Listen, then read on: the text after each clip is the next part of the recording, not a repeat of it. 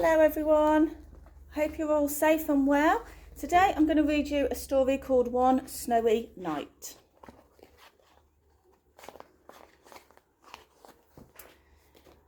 It's cold in the park in winter, but Percy the park keeper doesn't mind. He puts on his warm coat and his big scarf and wears 2 pairs of woolly socks inside his Wellington boots. Percy likes to be out in the fresh air. In the middle of the park there is a little hut. This is where Percy lives. When it gets too cold to be outside, Percy goes into his hut where it's cosy and warm. The animals who live in the park all know Percy's hut. Every day he shares his lunch with them. One winter's night it was so cold it began to snow. Great big snowflakes fell past the window of Percy's hut. "Brrr," said Percy. "I think I'll need an extra blanket tonight." He made himself some hot cocoa and got ready for bed. Suddenly, Percy heard a tapping sound. There was someone at the door. Now who can that be at this time of night, thought Percy. He went to the door and looked out. There on the step was a squirrel. It looked very cold and miserable. "I can't get to sleep, Percy," said the squirrel. "My bed is full of snow." "Oh dear," said Percy. "Never mind, I've got plenty of room for 2. The squirrel snuggled down next to Percy and soon began to feel warm. Knock, knock. It was the door again. Now who can that be, thought Percy. Standing outside there were 2 shivering rabbits.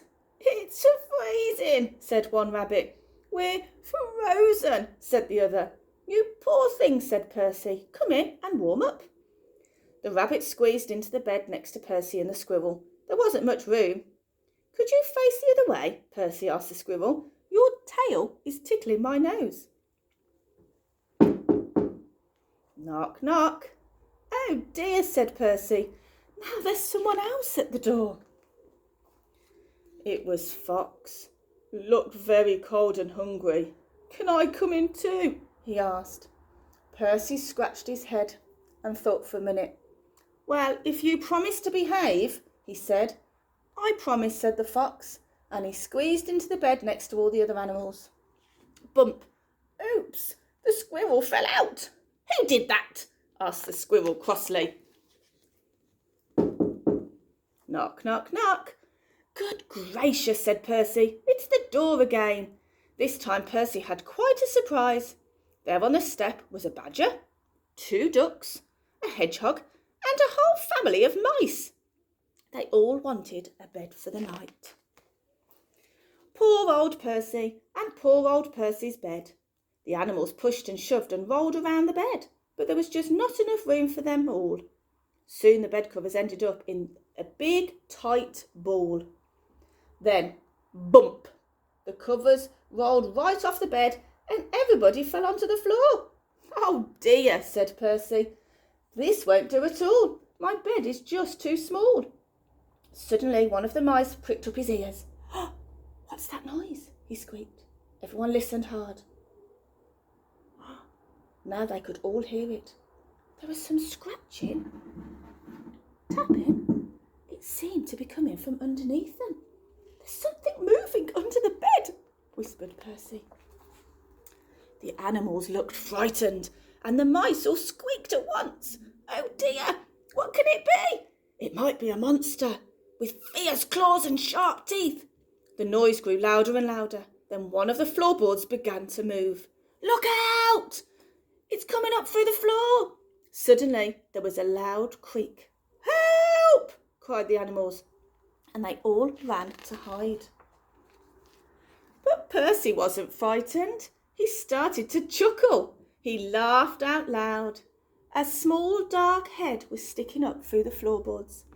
"This isn't a monster," said Percy. "It's a mole." "I'm sorry to burst in like this," said the mole. "I knocked on the door, but nobody heard me." Percy helped the mole up through the hole in the floor, sat him on a hot water bottle to get him warm, and put the floorboard back. "It's all right, everyone," he called. "You can come out now." But nobody moved, nobody stirred, nobody wanted to come out. The squirrel was tucked away in the pocket of Percy's dressing gown, and the hedgehog was in his coat. The fox, the rabbits, the badgers and the ducks were all safely hidden away. The mice had even squeezed themselves into Percy's slippers. Everyone had found a cosy bed. Well, I never, said Percy. Percy yawned, snuggled down into his own bed once again. Now that's better. I've got plenty of room, he said, and a little spare for a little mole. The end. I hope you enjoyed my story.